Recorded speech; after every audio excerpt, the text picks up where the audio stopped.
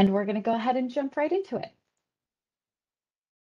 So first and foremost, we'd like to go ahead and introduce you to us. Many of you are already familiar with us, but your Zap team is in fact a two-person team. I am Jen Waterhouse, I'm the program coordinator, and then Kirsten Darrington is our program director who's also joining us today, and she will be jumping in case there's any additional comments she needs to add, or if she has any responses to some of the questions that you might have. We'll have this information for contacting us available at the end, and hopefully if you did RSVP to attend this workshop, you already have our contact info. But if at any point during the application process you have any questions, you need any assistance, Zoom Grants is getting finicky, anything like that, please feel free to send us. Right now, Kirsten and I are still working primarily remotely, so it's easy to get in contact with us via email. We are very happy to meet with you. However, remotely, we can set up a virtual office meeting just like this in case you need anything. So one of the things, especially for new applicants, if you've applied over the years, you're probably familiar with this. But as staff, we assist with the administration of the program itself, but the actual review and the funding decisions are made by an 11-person advisory board who are made up of extremely dedicated and talented community members.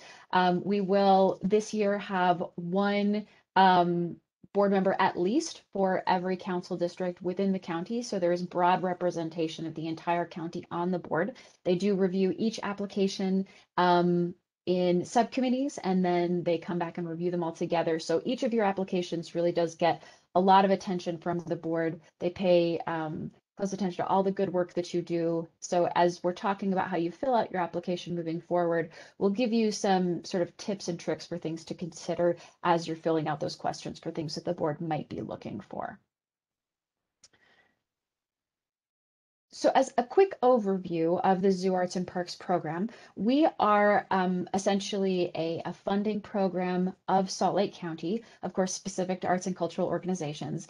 And our specific mission as a program is to enhance resident and visitor experiences through art, culture, and recreational offerings, which of course you all do. We do have three categories within the ZAP program. So there's Tier 1 and Zoological, which has a slightly different funding process. For Tier 2, it does have the specific purpose of building organizational capacity and then also enhancing the county's cultural offerings and community. So as you are approaching your application this year and future years, one thing that we'd like for you to keep in mind is that ZAP Tier 2 funding is not intended to be the majority of the fiscal support for your organization.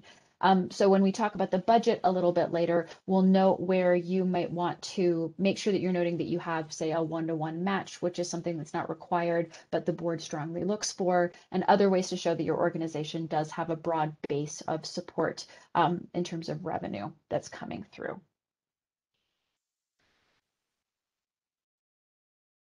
For the breakdown of the entire ZAP program, the Tier 2 category itself gets about 9% of the entire overall funding pool, which is divided between Tier 1, zoological, recreation does get its own pool that has its own process that happens every 10 years. And then Tier 2 has its own pocket of that funding as well.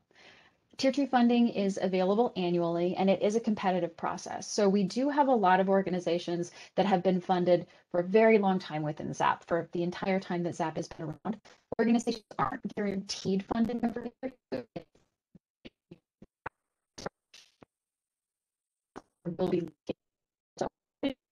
year. Though, of course, funding history is something that the board takes into consideration when they're making their decisions. Right now, we are funding 192 organizations within Tier 2, and Tier 2 funding is able to be used both for operational funding for organizations that are arts and cultural overall and say might need to use it for rent or for salaries, but can also be used for project-specific funding. So we do have some organizations, say, that apply for arts-specific festivals, though their overall organization is not necessarily arts-focused. So the funding that they can get from ZAP would go specifically toward those projects. In order to qualify for ZAP funding, You have to have a few of our eligibility requirements, actually all of them have to be satisfied, but the important ones that we'll ask you to keep in mind as applicants are you do need to actively be a 501c3. We will ask for your nonprofit, your tax exempt designation letter that you'll include in your application. You do have to provide arts and cultural programming in Salt Lake County specifically, and Zap funding can only be used for programming and events that are happening within Salt Lake County itself.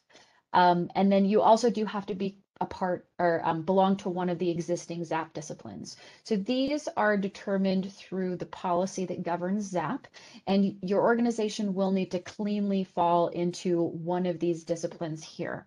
Now, if your organization has applied consistently year to year within Zap, we typically suggest that you stay with the same discipline that you've been choosing overall, so long as that is the right one for you.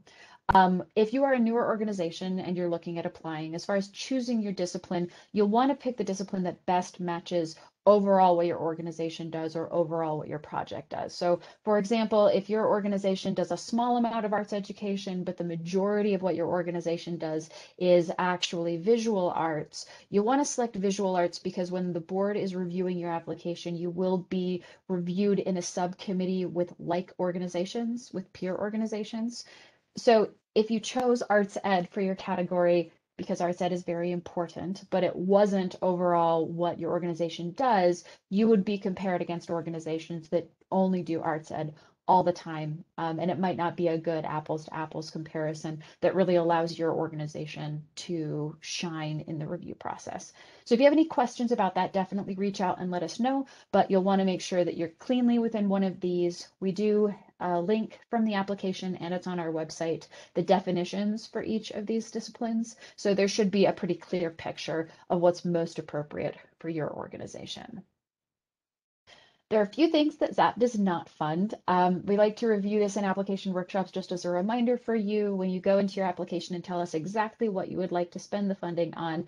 You just want to make sure it's not any of these. So Zap funding can't be used for any events that are outside of Salt Lake County. Your organization definitely can hold events outside of Salt Lake County. There are many of you that go to Davis County or you go to Utah County and do wonderful programs there. We definitely support that from a sort of emotional standpoint, but funding wise, you can't actually put your funding toward that. So it needs to be in Salt Lake County. You cannot use your funding toward capital improvements or improvements to real property. If you have any questions about whether or not your ask might count as a capital improvement, please let us know. We know that capitalization can be a little complicated sometimes, so we're happy to discuss with you specifically what may or may not apply if you have something that you're looking at. Kind of along the line of capital improvements, this can't be used for public art that is permanent installments. So that would technically count more along the lines of capital improvement or real property. So say if you're look at installing like a sculpture or something within your city or your organization, Zap funding couldn't be used for that. But again, if you have questions about whether a public art project may or may not be eligible for funding, just reach out to let us know. Zap funding cannot be regranted, which also encompasses scholarships. So if your organization partners with other organizations or other groups, you can't take your Zap funding and then provide it to another group for them to then go do something. You can certainly partner with organizations on a project, but your organization needs to be the one that is actually expending those funds and making the purchases. And Kirsten did just include in the chat a link to those disciplines if you want those definitions. Jumping back for a second. So that's available there. You can't hire any temporary or permanent staff within school systems. So ZAP Tier 2 funding is really intended for public programming. We do know that some of you have an amount of your programming that you will do in schools. Just so you know, though, the money that you might be using toward public school programming can't be used to actually, say, put an art specialist in a school. Also can't be used for endowments, paying down debt, lobbying expenses, something that's non-cultural as a celebratory activity, like just a neighborhood party or fireworks, No rodeos, unfortunately. So if you'd like to go ahead and look through this list is not exhaustive. There are a few more. We do have the longer list in the application itself, and then we can also direct you to policy if you have any questions about that. There are some good examples for things that Zap does fund, however, and this is by no means at all an exhaustive list. These are just some examples that Kirsten and I have pulled out that sometimes we'll have questions about what we'd like to make sure that you know. It absolutely can be used for general operating support. That is specifically for arts organizations that are arts and cultural in purpose. So for example, if your organization is a social services organization applying for a particular project, you couldn't use your Zap funding for your overall general operating support because it does have to go toward arts and cultural services or purposes. But if you are an arts organization overall, that can go toward your rent and utilities, that can go toward your staff salaries.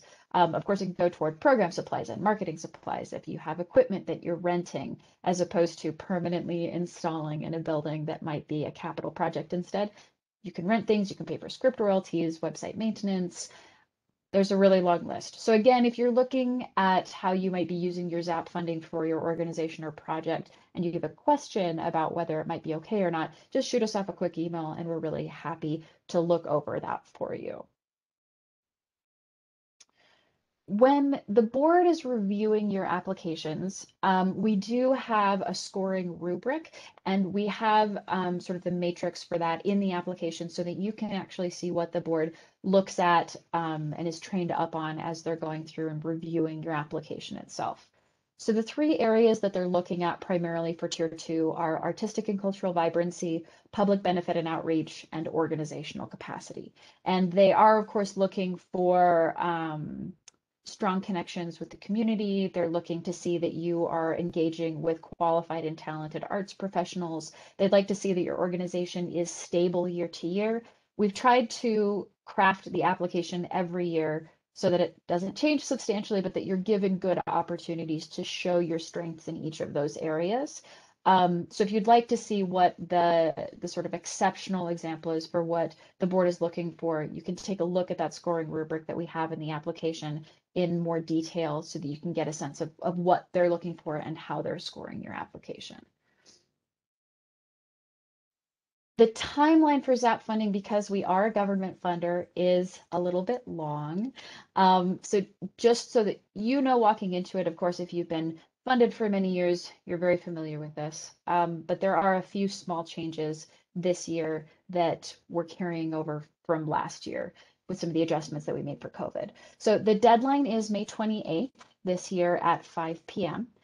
This is a firm deadline. So unfortunately, if your application is not in by 5 p.m. on Friday, May 28th, we won't be able to accept this. And it is in fairness to all of the other applicants that perhaps took the time to turn it in early, or if they had technical issues, they contacted us ahead of time.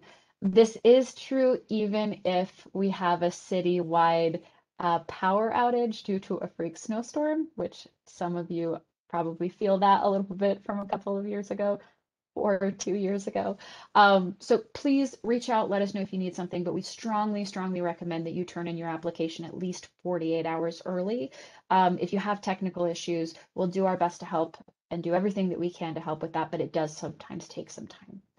So once the application is closed, the board will begin to review your applications, and that will be between about June and August this year. Then they'll take their funding recommendations after they have finalized them to County Council, and County Council will review them, and then they'll vote on it for approval. And this will happen in August or September. So you won't be hearing regularly from us about what your funding might be or what the recommendations are until at least August, potentially early September. And we will be messaging you through Zoom grants. You'll get a message that will let you know what the board's recommendation for you is, and then you'll get another message letting you know what it was that the council approved. And then we move into funding contracts and then payments being processed. We'll need your contracts, if you are funded, to be signed by about October. It's a shorter time period. It's about, I think we're doing about 4 weeks for you to be able to sign it this year. We'll have another workshop if you're funded so that you know exactly how to do that. And then, of course, the most fun part is you receiving your payments. So for the 2021 application cycle itself, you would, if funded, receive your payments in 2022. The first payment you would receive would be end of January, beginning of February, and that will be 60% of whatever your award is. And then you'll receive your second payment approximately end of April, beginning of May, and then that'll be the remaining 40% of your award. In the event that there are any shifts in tax revenues from what we're anticipating, we would let you know ahead of time, and that 40% might potentially be adjusted. But thankfully, the Zap program has been extremely stable, and that's not something we've had to do before, but just something to kind of keep in the very, very back of your mind. But the biggest things to take away are that if you get funded, you'll receive your monies in 2022, and it'll be approximately January, approximately May between the two of those payments.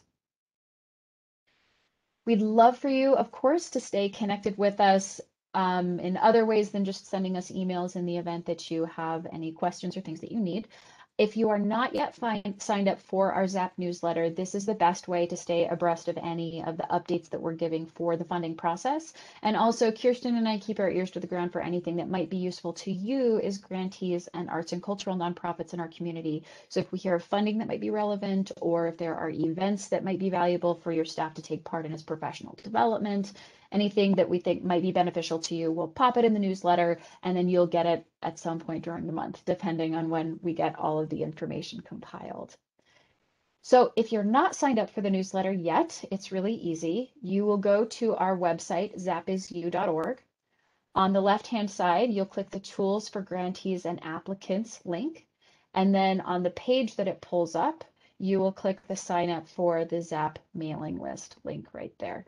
Of course, if you have any problems with that, let us know, but we try to make it really easy. And sometimes we'll send announcements or alerts more than once a month, depending on if there's other things that might be important for you to know, or if we need information from you as well. Another way that we'd ask that you stay connected with us is to follow us on social media if you're not already. We are on Facebook, Twitter, and Instagram. Our largest presence is Facebook and Instagram. So you can find us at SLCO Zap on all of those. Our YouTube channel is where we put resources that might be useful for you. So we will have some walkthroughs there of, say, how to add collaborators to your application, or how to add Zoom grants to your whitelist. We'll email out those YouTube links to you, but in the event that you are looking for some of our walkthroughs, they'd be housed on our YouTube page, which also should be Salt Lake County Zoo Arts and Parks, which turned into a link. There we go. Another thing that we would ask, so if you are funded, you will be asked to invite the board to one of your events for free every year. You can certainly invite them to more than one event, and if possible, we would recommend that you invite them to more than one event, just because the board are 100% volunteers. They're not paid for the cumulatively hundreds of hours that they put into reviewing the applications, but they are very passionate about wanting to be aware of what your organization is doing, and the more opportunities that you can give them to attend and experience those events, the better. We do have this event form on our website. In the event that late last year you submitted some and it was a little bit hinky, we have completely ironed that out now, so the form is working properly now, and you shouldn't have any issues. But it looks like this. We'll ask for all of the information that we need about who to contact when your event is happening, what they might need to know as far as tickets. And the way that you will get to that is also on the Tools for Grantees and Applicants page. So again, you will click the link over here, and then the advisory board invitation form, which we also edited last year, so it's easy for you to put information for virtual events, is right there. So if you are funded, please invite the board to as many events as would be relevant and something that your organization can balance. If you're not yet funded by Zap, you won't use this, but something to keep in mind. Also, we do want to let everyone know that we do not expect you to invite the board to your fundraisers for free. We, of course, support you in your fundraising as much as we can. And we know that a lot of times those ticket sales are very important to your organization. So please don't feel like you need to give a free invite to the board for that. But if you have events that you're doing at libraries, if you have things at your locations, if you have programs or plays that you're putting on that you'd like to invite them to, those are good opportunities to have them experience all of the amazing things that you do. And you can also submit invitations for elected officials to attend. There will be another link just below this one that looks just like that, but it says elected official invitation form. We'll have you submit them separately because we end up sending them out in a separate way. So if you fill out an invitation for the advisory board and then you'd like to invite an elected official, you'll use the separate form. I do recommend sending these invitations ideally a month early. We send them in batches approximately every 2 weeks. And we just want to make sure that the board has enough time to put you on the calendar so that they can attend all of the great stuff that you have going on. So we are going to jump into the application demo here. I just want to double check and see if either Kirsten has anything she'd like to add at this point, or if there are any questions about some of those basics that we just did a quick zoom through of. You have covered everything beautifully. I have nothing to add, and I'm not seeing questions, but if anybody wants to add one in quickly, please do so. Yes. I think we're good.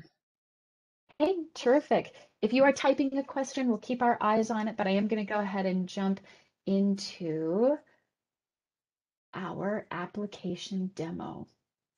So we will just go ahead and pull this up over here. All right.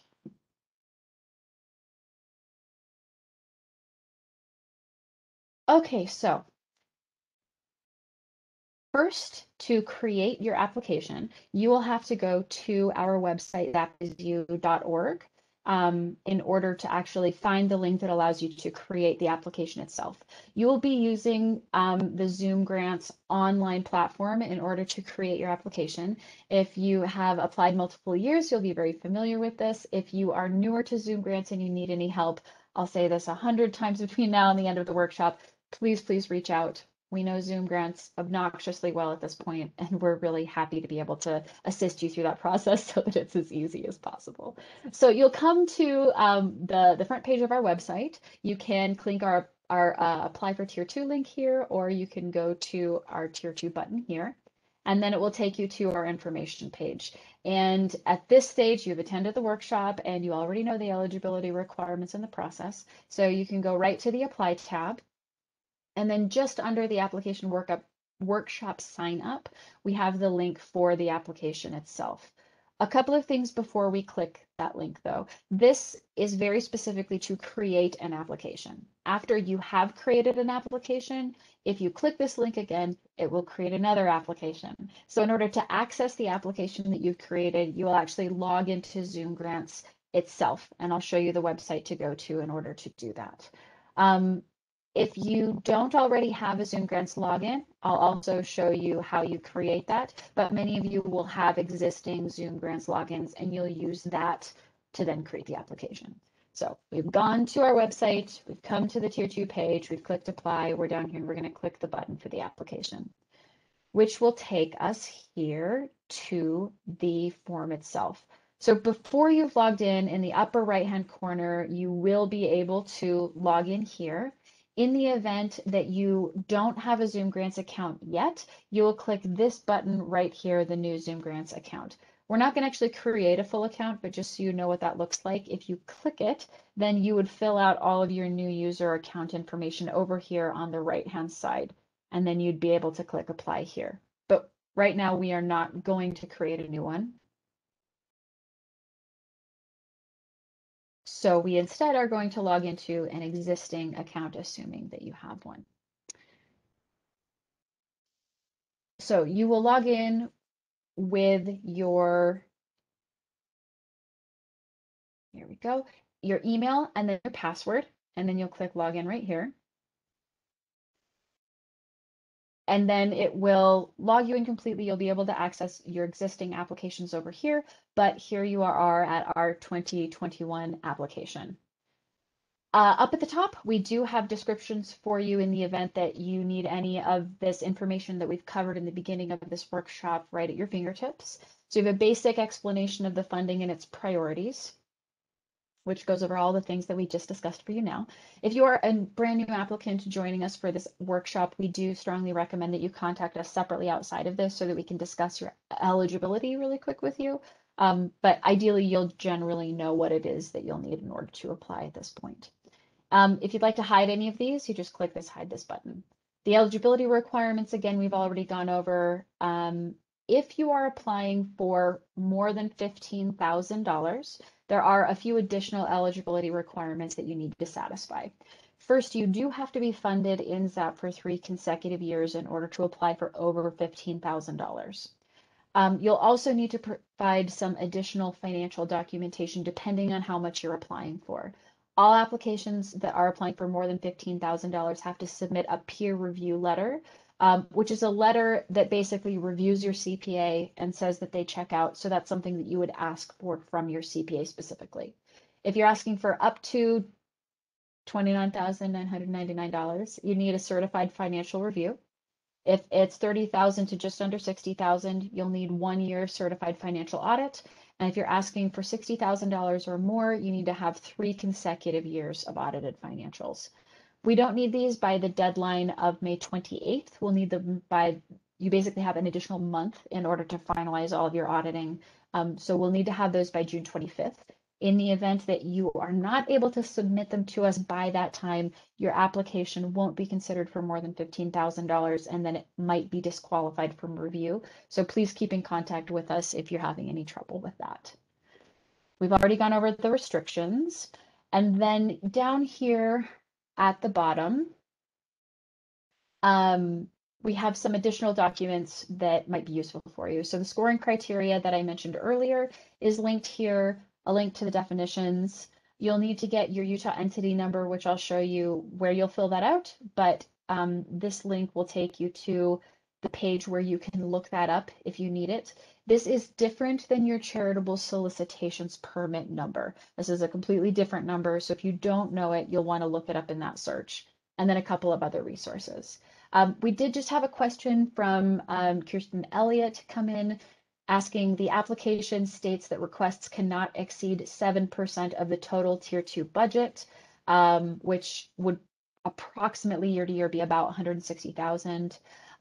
She had said that seems like the request cap would be 11,200. Am I reading that correctly? So basically what that would mean is, so for example, last year, the tier 2 budget, the 9% of the overall Zap budget was about $2.5 million.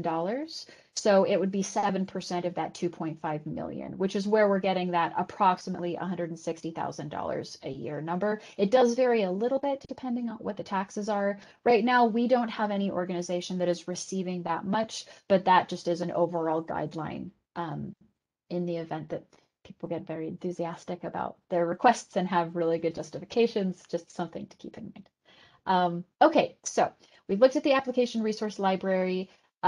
If we have any other things that are useful, we'll add them here. I will be adding in a sample filled out budget here for you to refer to.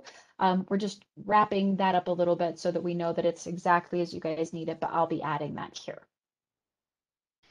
All right, so we have beefed up our instructions a little bit this year. So if you have applied year to year, of course, everything we cover in this workshop will cover the majority of what you'll read in here, but this is a good place to review some of those things. Before we jump into the application itself, here are a few tips for using Zoom Grants specifically. When you are filling out your application in Zoom Grants, we do very much recommend that you copy what you've written into Zoom Grants and then you put it into an outside word processor. We know that some of you will type it into Word first and then copy it over into Zoom Grants.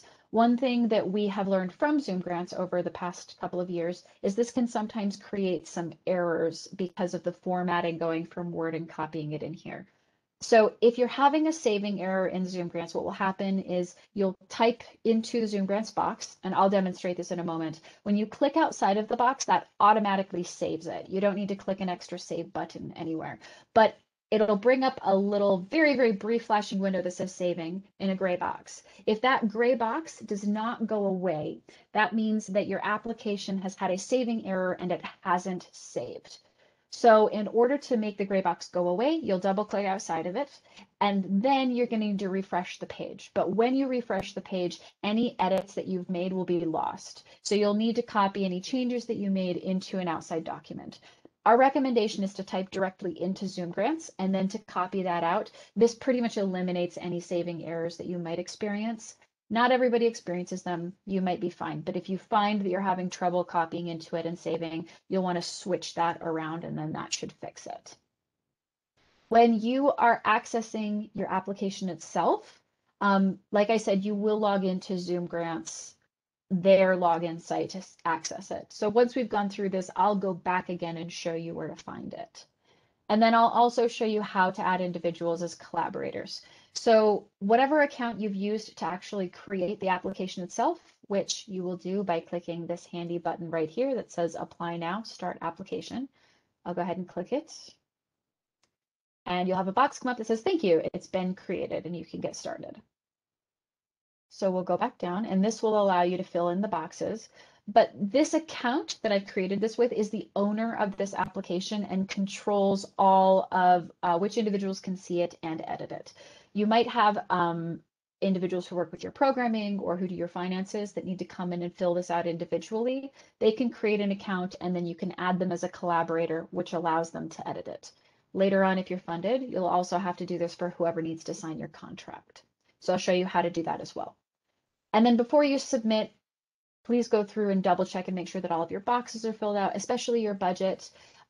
Make sure that your answers are all correct and that all of your documents are uploaded, and then you can go ahead and click submit. One other brief note is if you did receive 2019 funding, so the cycle before last year, you'll need to finish your evaluation by the deadline of this application in order to be considered for funding. So for the 2019 funding cycle, you would have received those monies in hand in 2020, but you'll have to have that evaluation filled out by May 28th, which you would do in your Zoom Grants application for your 2019 funding. There's a button there and it walks you through it, but if you have questions, again, just let us know. So coming down here, your organization will fill out your DBA. So there are some of you where your actual legal name on your tax exemption document is different than what you're recognized as in the community. Please make sure that this is the one that you're recognized as in the community. If you're applying for a project, you'll be able to include the project name later on, so it doesn't necessarily need to be that, but this is what you'd use on your website or on your Facebook page or on your marketing materials. This is where Kirsten's question came from of requests can't exceed more than 7% of the overall budget. That doesn't apply to most of you, but this is where you'll enter in how much you're asking for this year. And then this information, if you've already created an account, will be filled in ahead of time. You can fix it if you need to. You as the applicant contact how we get in contact with you. When we ask for the legal name, if you're looking at your Zoom Grants page, you might need to scroll over to the right-hand side to see some of these things. Unfortunately, the design of Zoom Grants will cut off just a little bit, but this should be the name that's on the tax exemption document that we will ask you to include. If you need to edit your address here, you can edit it by clicking that button and it'll take you to a separate page. And then please make sure that the telephone information that you're giving us is what we might actually contact you as. And then your EIN helps us just to be able to double check some things on our back end. We'll ask for your executive director information. And then down below, this is where you'll fill out the collaborators.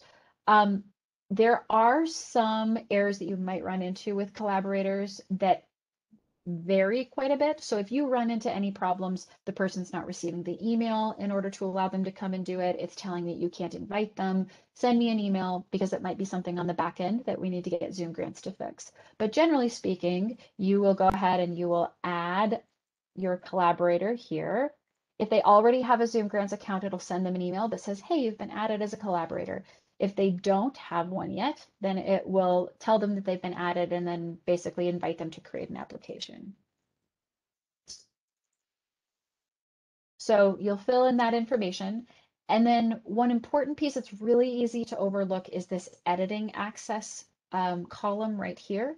This is application right now because it's the only thing that's there to edit. Later on, there will be a column for contracting if you're funded and column for evaluation. So if you add a person as a collaborator, they can see the application. But if you don't click any of the editing access, they can't change anything. So I want this alternative Jen to be able to edit the application. So I'm going to go ahead and click that box. And then I'm going to click invite. So Jen has been invited. And then over in my other account over here, I'll be able to see that application and go in. If you have additional contacts that you'd like to potentially receive information about the application, its process, the funding cycle, you can add that in here, separated by a comma. This is where you'll enter in the Utah entity number that I had mentioned before. The link is up in the application resource library. And again, you can come to the utah.gov site to be able to look up your business if you don't have that handy specifically. And once again, it is different than your charitable solicitations permit number. In the event that you accidentally enter in the wrong one, you'll just get a little message from me reminding you to look up the right one. In the event that your Utah entity number is expired, we also do check that, and I'll let you know so that you can go in and update it in the event that you need to. Okay, Gulam had asked, does the system stop you from applying if you've not submitted the previous year's completion report? No, it will still allow you to apply. You can still submit it. I am the one that stops you from applying. No, we will try to send you as many reminders ahead of time in the event that we see that you haven't finished it yet. If you're having troubles with it again, please let us know. But that is something that we check manually, so it's not going to stop you from actually submitting it. And then we have a question from Kelsey. I'm new to my org, so I'd sign up for my own Zoom Grants account and create a new app, or are Zoom Grants accounts based on the org versus the employee? It does make sense, and that's a really good question. Right now, they are based on the individual. Next year, I might tell you something different because Zoom Grants is working on some things, but for now, the application is tied to the individual account. Some organizations have an organization account that they then pass on from development employee to development employee, but for the most part, every individual working on the application should have their own login specifically. So yes, create your own, and then you can start the application. If you don't have access to previous year's applications that you should have access to, send me an email, and then I'll work on getting that so that they show up on your account if you need to be the new application owner, if, say, for example, you've had turnover of staff, so that you can go back and see what they applied with earlier.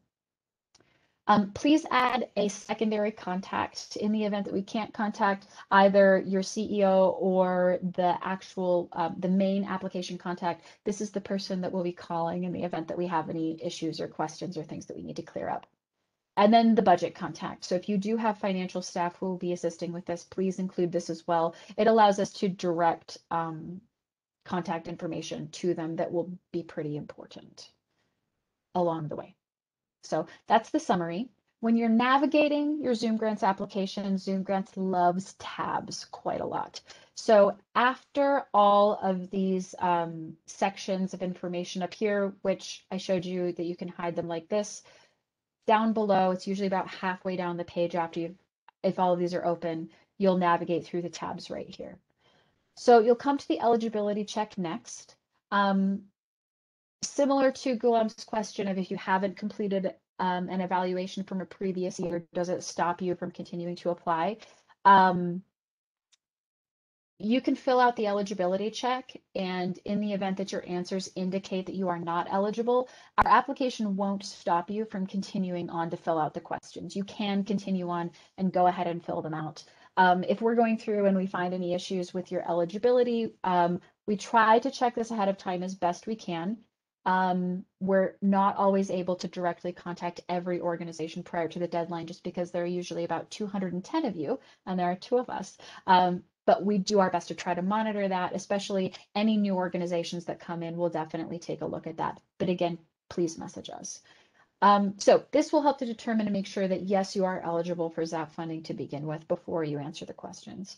If you'd like to review the policy that governs Zap, we do have a page on our website that you can go through and you can read the very engaging nighttime reading of our state statute and county policy.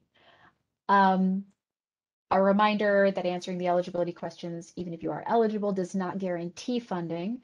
And then first-time applicants, please talk to us. So you will answer each of these questions. In the event that your organization, the overall purpose is not an arts and cultural organization. So for example, one of our applicants in the past has been more of a social services organization, but they hold a festival every year that is arts focused. As you're answering these questions, it will remove some of them if it's not relevant to you. But for example, you do need to be a 501c3, or if you are an arts council and you work through your municipality, then that works as well. So you have to answer one of these. We'll say that we're a nonprofit. And then for your primary purpose, if your overall organization is botanical, cultural, or artistic, then that's fine. But let's say that your overall organization is not. Your project or program does have to be. So you have to say yes. If you answer no, unfortunately, you won't qualify for funding. If you're applying for a project or a program, at that point, you do have to have consistent separate financial books for it. So for example, if you are holding an art festival, overall organization is not arts related. Specifically, your festival has to have a separate budget and separate financial records that you can pull out for us so that we can see exactly what your arts budget is for that. And we'll ask for that in the budget section. So we'll say yes. And then you'll tell us the discipline, which we reviewed earlier. Make sure you're picking the one that's most correct for what you do overall. So hypothetically, let's say we're a cultural festival. And then another important thing that we'll ask you to keep in mind over the next little bit is that you'll need to select the 12-month time period in which you are going to spend the 2021 funds. Because across the span of all 200 plus organizations that apply for Tier 2 funding, there is a range of different fiscal years that you use. We'll ask you to tell us what that is. So this time span should be one of your fiscal years. Some of you are calendar year, some of you are July to June. It has to generally fall for the 2021 funding between January 2021 and December 2022. Which means that some of you might select a time period before you actually receive the Zap cash in hand for that in 2022. So if you've chosen calendar year 21, so January this year through December, and then you get the money in 2022, we'll leave that up to you to handle in your books for being able to reimburse yourself for your expenses, but that is something that you can do. Or you can choose just to spend the money once you have it in hand and choose calendar 2022. So if you have questions about that, please let us know. Also, it can't overlap with your previously funded periods. So just double check that and make sure that you're not double dipping a little bit with that. Your organization's description for 140 characters is what we use in our directory. And then we've added a question this year of which council district your organization is located in. This helps us a lot with the reporting that we're doing. We have been doing a lot to try to improve the way that we are sharing data with the elected officials so that they really understand all of the good work that you're doing. So to find where your organization is located, which district you're in, we know that many of you hold activities all over the county, but this should be like where your organization is located and centralized. So if you don't know where that is, you can go to the interactive map here on the district map page. And then you'll be able to, let's see, click OK. And then you can search for an address up here in the little magnifying glass, and you can enter in your address, you can select it, and then it will tell you that this is in Council District 1. So that'll allow you to answer that, and we'll select Council District 1 here. The more you know. If you have a board-approved standard of ethics for your organization, we would like to know. If you don't, that doesn't disqualify you from funding, but it is something that we do expect organizations to do as far as maintaining professional and ethical standards. This is a good way to demonstrate that your organization is doing that. There are some resources in the capacity building resources link for in the library up above. So in the event that you have questions, you can take a glance there. And then this question of was a physical address where you do the majority of your activities is just for data. It does not get reviewed by the board. It's not included in their scoring.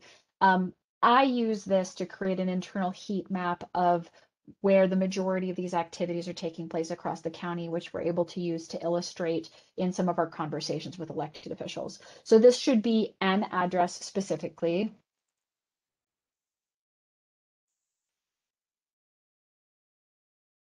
I think that's it. If you're having trouble answering this, let me know. I know that there are some organizations who you really do your activities in a different place every single time. If that's the case, send me an email. We'll talk. I can help you decide what is the best one to put in there. And then at the very bottom, we'll need your tax exemption document. This does need to be your 501c3 designation letter specifically, or if you're with a municipality, it should be a letter from your municipality. All right, on to the most fun part. We have made one major change to the questions this year that we are hoping is going to benefit many of you to make this process easier. We know that the past year has been especially trying, has taken a lot of adaptation and pivoting on your part, and so we're trying to preserve the information that the board needs to make the best, most responsible decision for your funding, while also hopefully allowing you to sort of best utilize your time with the application. So 2 things you'll keep in mind overall when you're looking at the questions. One is if you are overall an arts and cultural organization, you can choose to apply for operational or project funding. One thing to keep in mind is that if you select operational funding, that does give you the greatest flexibility of how you're using your funding. But if you truly are just putting it toward one project, definitely just put that in there if you know for a fact you're only going to be putting it toward a particular art program, because that'll help you answer the question specifically. I did have a question on number 10 in the eligibility check, that data question down here. Can this answer be a PO box? No, unless you physically hold all of your activities at a PO box, in which case, yes. But please just have that be physically where you are meeting for your rehearsals, or where you're performing consistently, or if you have a brick and mortar location where you are all coming together to do the activities, that is what we want for that answer. If you need to be contacted via PO box, you should use that as your address in the summary specifically. So if you are asking for $15,000 or less, we have removed several questions that you no longer need to answer. If you are asking for over $15,000, there are a few more questions that you will need to answer. So this application should be a little bit shorter this year than it has been in previous years if you're asking for $15,000 or less. Very first thing that you can add in here is a video artifact. This is essentially adding a video player window into your application that the board members can click play on, just like you have a little like YouTube window that's been added in there. This is a piece of code specifically. It's not a URL. So you can get this source code from your YouTube video or from your Vimeo. You have to upload it there, and then there's a share button, and then you can click your embed code and then paste it in. Again, if you have questions, let us know. I think I might even have a video walking you through that. So we're going to briefly go through each of these questions. Many of these are exactly the same as last year. We have shifted them around a little bit. And then if you do have questions about any of these and sort of how you should answer them, please go ahead and just enter it into the chat, and I'd be happy to address that for you. Mission statement, fairly straightforward. If you are applying for a project and your overall organization is not arts and cultural, this should be your project's mission statement there instead. What year did your organization confirm nonprofit status? We're looking for as simple an answer here as you can give us. We know in previous years this has been a much more broad question of tell us the history of your organization. In this, if you need to have more of an explanation, so for example, let's say your organization only became a nonprofit 2 years ago, but you've existed for 25 years before then, so you really have a history within the community. We've given you enough space to give a little bit of an explanation of that so the board knows, but please do keep that fairly brief. And then if you were approved for 2020 funding, we'd like to know where you're at in expending this. You don't need to be done with it yet. Whatever your plan was in your previous application, stick to it. If you weren't going to have those spent until December of this year, that's totally fine. But we'd like to know if you've already put on the virtual performance, how did it go, very briefly, or if you are still working on scheduling it later in the year, that you have the venue booked, etc. This just gives them a very, very brief progress report. The board will sometimes ask, okay, but how are they using what they got before? And this is your opportunity to give them 2 or 3 sentences on that. And then we've added a question. This was in there last year. And I've tried to simplify this so it's a little bit more direct.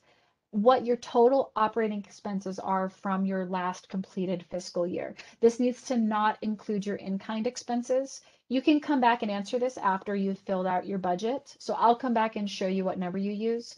But for the numbers that you give us from your most recently completed fiscal year in the expense table, you'll take the total and subtract out your in-kind and then just enter that number here purely as a number, and that's it. No other explanation, no words or letters, just that. Because we use this as data that ends up being important as we're creating some reports for the board and elected officials. All right. So you'll select general ops or project funding. Depending on which one you select here, it will change what you're answering a little bit. If you're answering for general ops or project funding, you will have to answer how you will spend your ZAP funds that you're requesting. This is not a narrative answer of overall what your program is and its benefit. We really want to know exactly what you're spending the money on. You don't necessarily need to have amounts in here now. If you know them, that's great. You can add them. But if, for example, you're going to be spending them on play, royalties, costumes, lighting, rental, if you have more detail than that, give it to us. But I want to know what you're actually spending the money on. You'll have opportunity a little later to expand on why it's important, all the beautiful things that you're doing with it. So don't worry, you'll still get to explain that. If you're asking for general ops, then you'll give us sort of your arts resume, what you do, who it's for, why it was created. Go ahead and go in beautiful detail for each of them so that the board understands why what you're doing is important and really impacts the community. This is the same questions that's been in previous years. If you're asking for project funding, we'll ask you for the name of the project. Again, how you're spending the funding, that's the same question. And then same question as before for general ops of what are you doing, describe it, but just for your project. And then if your overall organization is not arts and cultural, we give you a teeny weeny space to say what else you do. So if you do social services, or if you work on building restoration or anything like that, that just gives them a very brief context of where your project fits with the rest of your organization. That's not applicable to most of you, but for those that it is, it's a good distinction. Then we'd like to know the structure of your organization. Some of you are purely run by volunteers, which is great. Let us know kind of who runs it, what your structure is, your hierarchy, all of that is very helpful. The board uses this to help picture the stability of your organization and how you are continuing to perform all of your programs and your events year to year. And then this question is also the same as previous years of what underserved populations you are reaching with your organization. For the past year and a half, Zap has been doing some really deep level internal work with our Investment in Equity initiative, which will be providing more public information in the next little bit. We'll have a community conference coming up that we'll be giving you information about as grantees that'll be really helpful. But the Zap program is prioritizing and putting a lot of focus on making sure that the funding really is reaching all areas of the county and benefiting all residents as equitably as possible. So your answer to this has always been important. It will continue to, and perhaps even become increasingly important for the board to understand how you are making sure that your services are really reaching those who need it most, who have the least access to it. This is not just across race. It's not, it involves a lot of, potentially a lot of different populations. Are you serving veterans? Are you working with seniors? Is there a certain socioeconomically depressed area we're working with? All of that. You'll describe it here, and you should have enough space to go into detail for that. We have added a question this year, which we know the last year has been crazy for for all of you. And we know that many of you have had some incredibly precise pivoting and you've made some amazing adjustments to your programs. We wanted you to have an opportunity to highlight that. So if you adapted your programming, how did you do it? And then we'd also, because of course we know that COVID will continue to be around for however long and will continue to impact organizations, we'd like to know what your plans are to be as COVID proof as possible, but what you're looking at in the future for how you'll be continuing to adapt with that. So that is a brand new question. If you are asking for $15,000 or less, those are all of the narrative questions you need to answer. The only things you'll answer below, which I'll show you in a second, is giving us data that we need, and then you'll answer the budget. If you are asking for more than $15,000, we have the 3 questions that you have already answered in previous years. So these haven't changed, and we'd still like your answers to them. What your organization does to uniquely contribute to Salt Lake County's artistic and cultural vibrancy. A moment when it was clear that your organization positively impacted the community. And then your organization's key goals for the next 3 years. If you are requesting 15,000 or less, please do not answer these questions, even if you feel really passionately that you would like to. The board will not be reviewing them. We want to make sure that all of the applications are given the same fair shake. So unfortunately, no extra bonus points if you do answer it. So you can save yourself some time. But if you are requesting for over 15,000, these questions should be familiar to you already. For your organization's key goals over the next 3 years, we assume that this answer may have some overlap with your response to the COVID question, but we do expect that this will be perhaps a little bit deeper than just how you've been responding to COVID.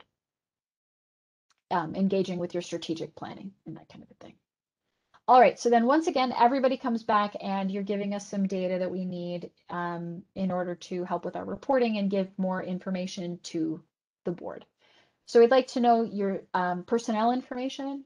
Full-time and part-time staff should be paid with W-2s. Independent contractors are usually 1099s. We know that there are a few ways that they can be paid, but that's kind of how you should conceptualize that. And then your unpaid volunteers. These numbers should be distinct from one another. And then we need some information from the events you've done from your most recently completed fiscal year. So these numbers should be finalized. We'd like to know how many public activities you did, how many were free, how many people attended, how many received free admission. These should be arts and cultural events specifically. So if your organization overall is not an arts and cultural organization, just include the arts and cultural ones that would apply to Zap eligibility. And then we need to know how many of these you've done in each of these areas. And again, this is the same as previous years. It's once again your most recently completed fiscal year. You will notice that a couple of these boxes are huge. Please just ignore it. It is a quirk of Zoom grants, but we don't need a longer or a different answer. Otherwise, that's exactly the same. All right, so those are all the application questions. And then we're going to move into the budget. I'm going to take just a second to double check our chat and Q&A to make sure that I'm not missing anything here. Okay, I don't see any questions at the moment, but if as you're looking over all of that, you come up with anything, please go ahead and just toss it right in. So for the budget, this is, again, it's basically essentially the same as previous years. I have removed one small column to hopefully make it a little bit more straightforward. We've beefed up the instructions a little bit in the event that there's some clarification that would be beneficial for other staff. So that you have working on the application. So feel free to browse that if you need. Once again, if you are applying for a project, the budget should be the project's budget, not your overall organization. The budget narrative at the bottom is your friend. You want to use that to clarify any questions that the board might have. Definitely write your application and fill out the budget as if the person knows absolutely nothing about your organization at all, even if you've applied for several years in the past. So if your revenue and expense columns don't match, so say your most recently completed fiscal year revenue and expense aren't matched up, go ahead and add an explanation for that.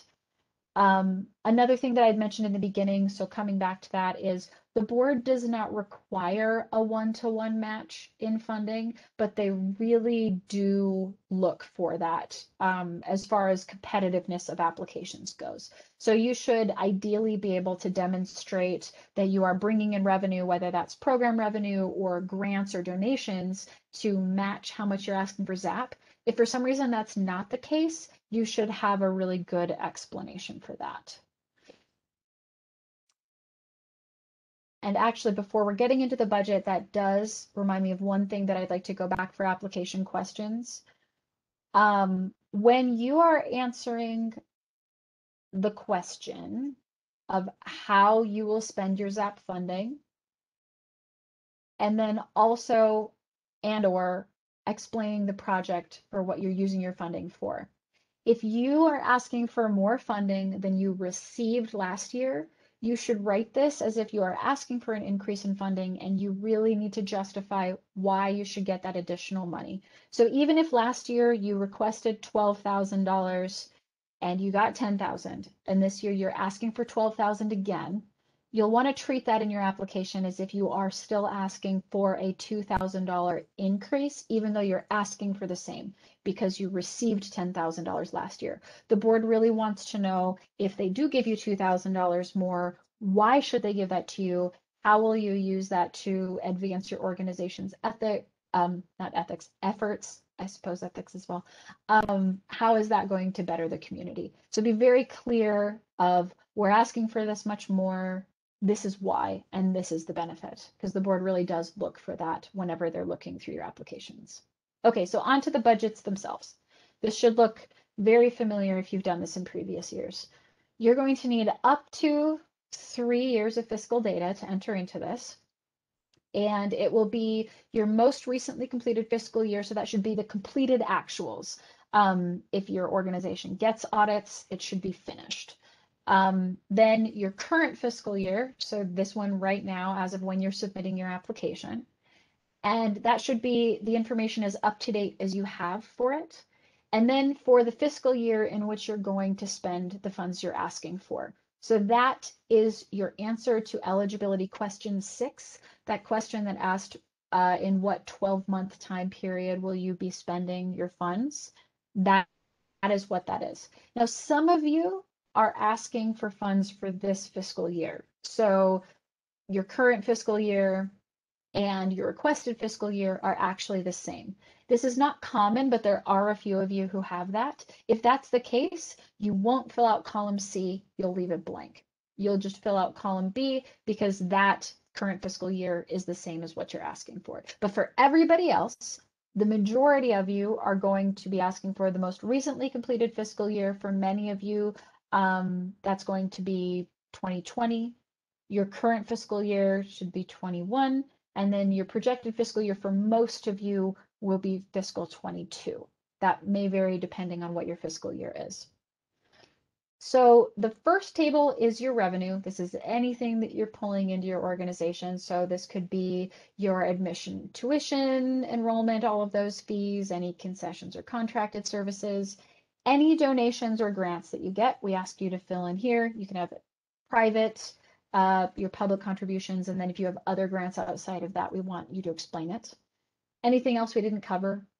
If you have in-kind donations, if your organization, if you have those numbers and you would like to add it in, please make sure that your volunteer hours are being calculated at the current federal rate, which is $27.20 an hour right now. There might be one or two of you that still may potentially answer this Local Arts Agency Advancement Initiative Award. It does not apply to most of you. It would have been an additional application that you submitted before and had received funds for. If you have questions, let me know, but most of you will ignore it. And then for the ZAP grant, that should be either what you had received or, if it's for this year, what you are requesting. So for this application, let's say we're requesting $4,000 this year. In previous years, I received $3,500, but this time I'm asking for $4,000. That should match my request amount. As with other areas of this application, again, when you type it in, you'll type it in and then click outside of it. And you can see there's that very brief saving button that comes up and then it disappears. Any line that says explain in budget narrative, please explain that in the budget narrative. And you will note the line that it comes from. So for example, we'd like for you to explain your private contribution so that the board understands what that means. So if you put $5,000 in there saying and explaining that you have, say, $3,000 that come from individual donations, and then you have 2,000 that come from foundations you apply for, that helps the board to understand how broad of a base of support you have to help keep your organization stable. And then for expenses and funding uses, this table used to have an extra column in there that asks you how you're going to allocate your request among your expense lines. We're not asking for that here anymore. It was visually confusing. You will detail that instead in that question in application questions asking how you will expend your funds. So instead, this is just your expense budgets. So again, your most recently completed actuals as before. And then the same thing applies here, where if you are requesting funds for your current fiscal year, you won't fill out this one, but most of you will fill out these. So you'll go through and let us know what your expense budgets look like.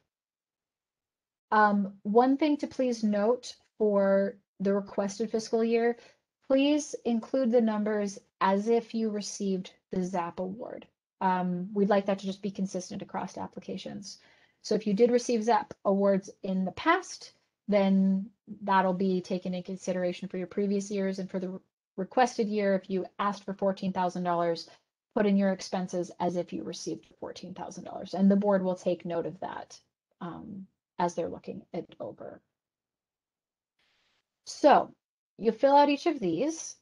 Your in-kind numbers, whatever you put in the revenue line, should be the same here for each of the years.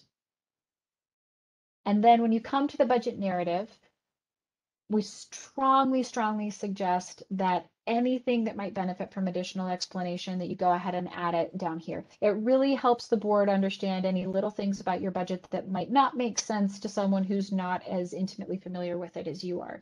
So if you have a huge dip in revenue one year to another, we assume you have a good explanation for it, and we'd like for you to let the board know what that is. If you lost a major donor, if you removed a major program, if a pandemic happened, all of those things would be great to add in there. And when you're referring to specific lines, please do just put something like line 7, explanation of in kind, whatever your explanation is.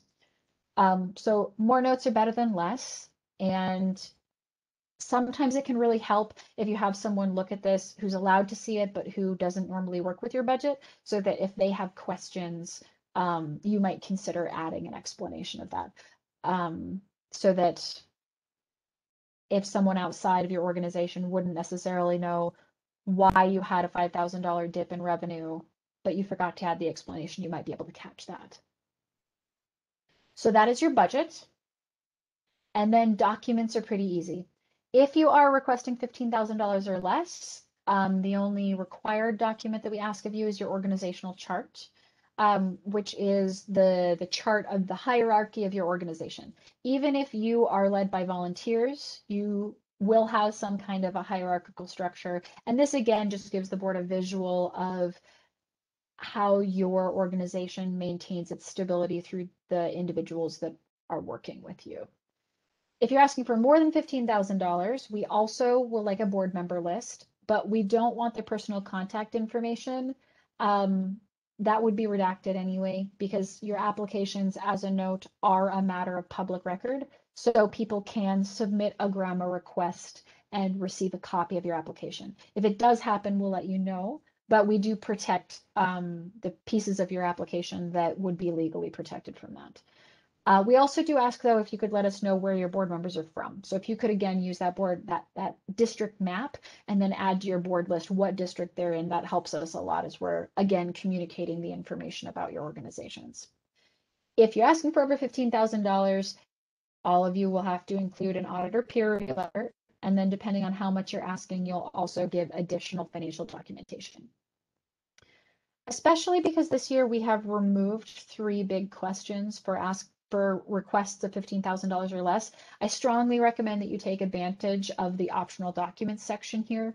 So there used to be a question about program partnerships that we're not asking anymore, but you can submit a list of your current partnership programs, and that's a great way to show the board how you're partnering in the community.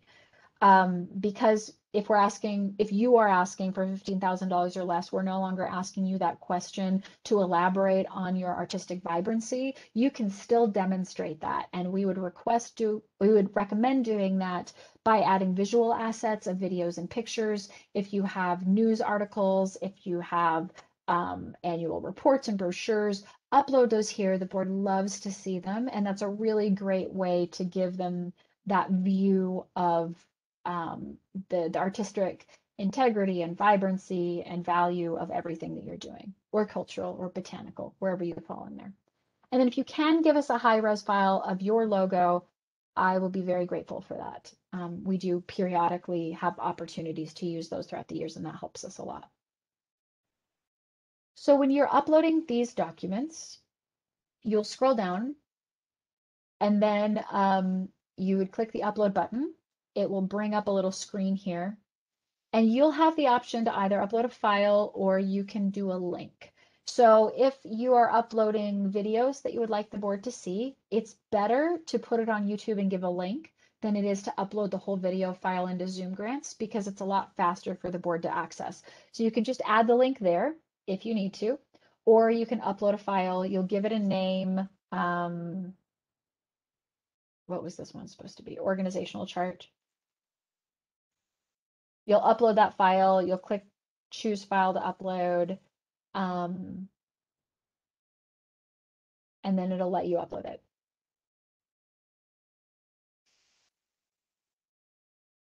So it's uploaded. If you want to actually see them uploaded here, you can click this refresh page button, where you once again will scroll down to your documents. And then you can see here that it's uploaded there. And we'll be able to access all of these. And the board is able to see and access those as well. So you've gone through your entire application. You've filled everything out. In order to submit, you do have to have answers to every application question in here, including all of the data. So for these where you are reporting numbers of events done in different areas of the county, you have to put a 0 if you didn't do anything there. You can't just leave it blank. Once you've done that, if you have tried to click submit and you're missing answers, it will tell you that. And then you have to go back and fill it out. When you click submit and everything's done, it'll bring a little box where you're going to type your initials, and then you will go ahead and click submit. Your application is submitted at that point. One thing to note is that right up until the application deadline on May 28th at 5 p.m., even if you've submitted your application, you are still able to go back and edit your application. So you can submit it ahead of time and then go back in and continue to make edits so long as you've completed all of the application questions.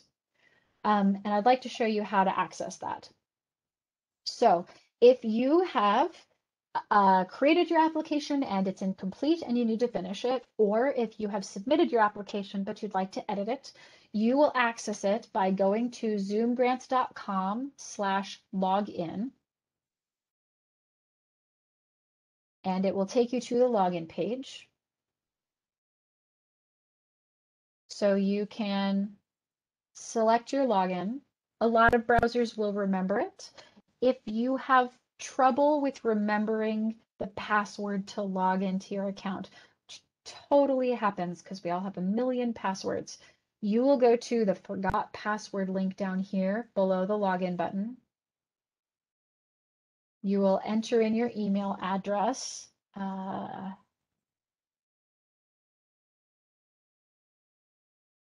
And click recover password. And then they've made it really easy for you now, where you don't have to answer security questions anymore.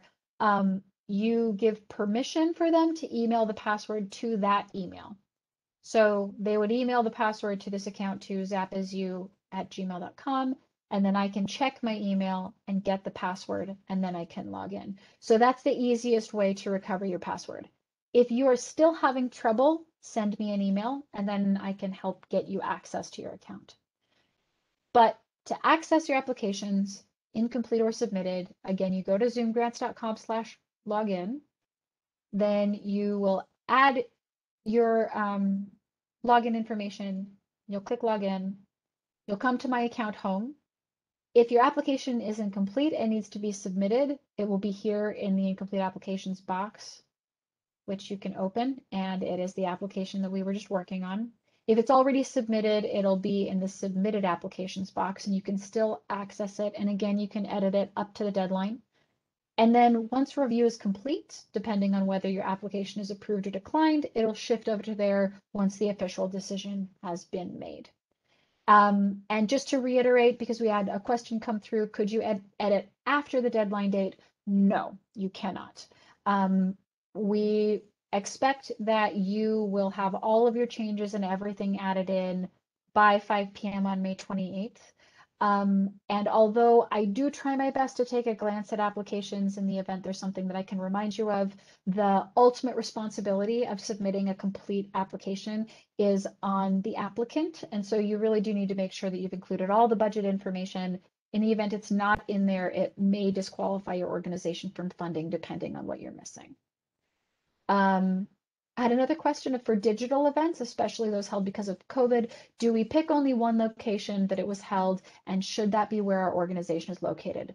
Oh, that is a great question, Kelsey. I'm going to actually make note of this, and I will send out a response to this to everyone who has attended the workshop, because we have been setting out how to work that for virtual events and organizations. So I am going to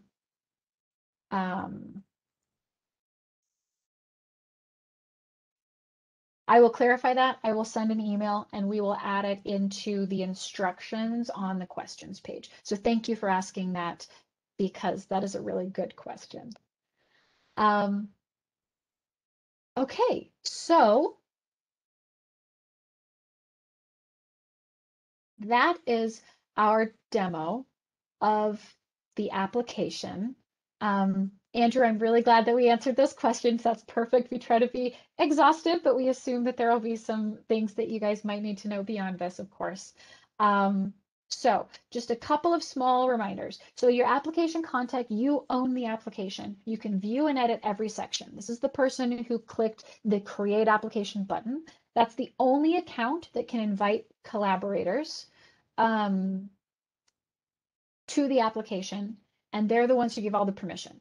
If you are a collaborator, you have to be invited to the application by the application contact. You have to have your own Zoom Grants account. You can only edit it when you have permission from the applicant contact. So if you have questions about how to add that, we did demonstrate it, but I do have a YouTube video to walk you through it. It's linked in the instructions, but I can also make that available if you have trouble finding it.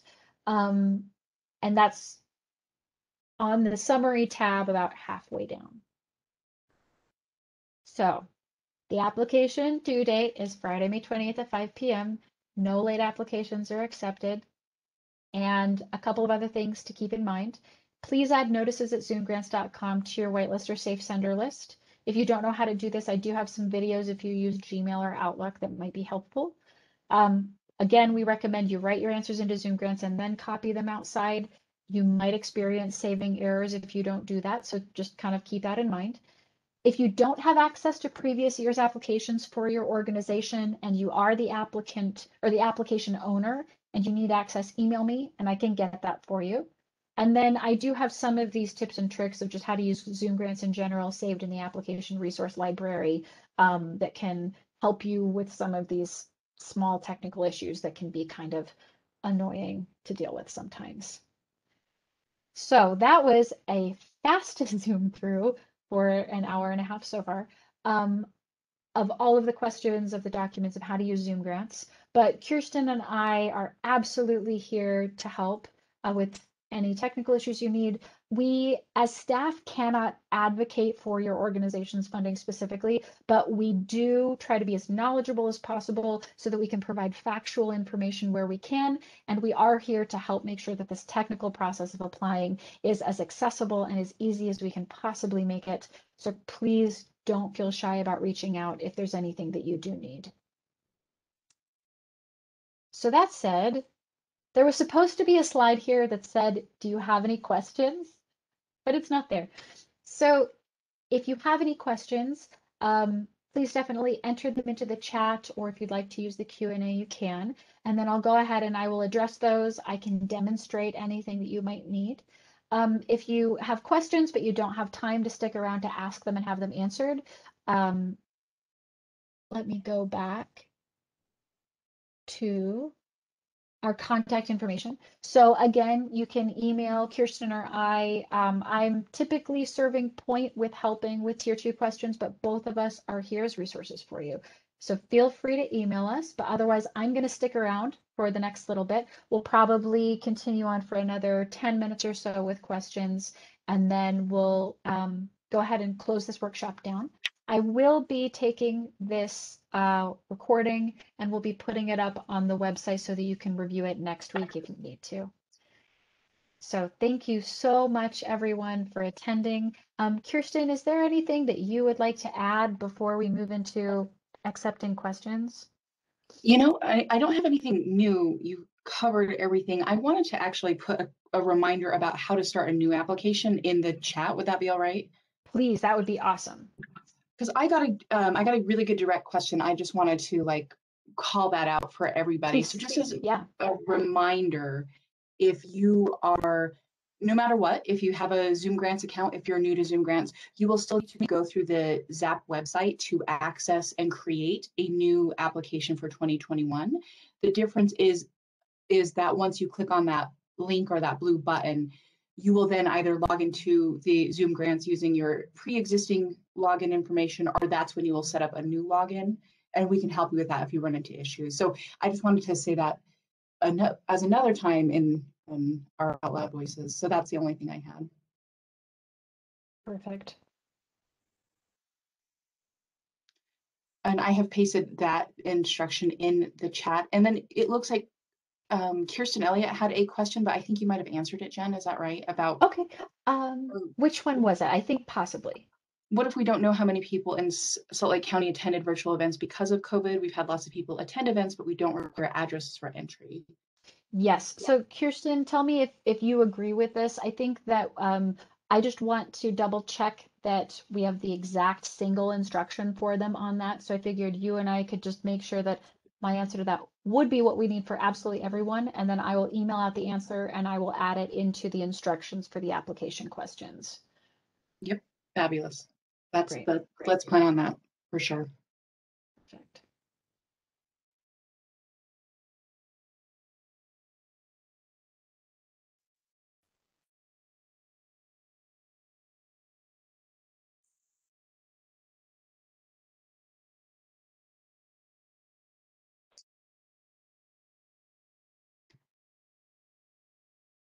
Jen, I'm not seeing any other questions. I think you very thoroughly answered all of the possible questions in the world. So I think we're in good shape. So glad. Awesome. And I think we're hearing from a few people that yes, it answered pretty much everything. So if you have any out the door questions that end up coming up, feel free to send us an email. But otherwise, thank you so much for joining us. Kirsten and I really miss seeing you all in person. So it's nice seeing some of your faces floating out in the back of the screen. But we're looking forward to hopefully sometime in the next 12 months actually seeing you face to face. But until then, we may see you on screen, or we'll look forward to seeing your application when you submit it. And have a really great time making your applications this year. Thank you so much, everybody.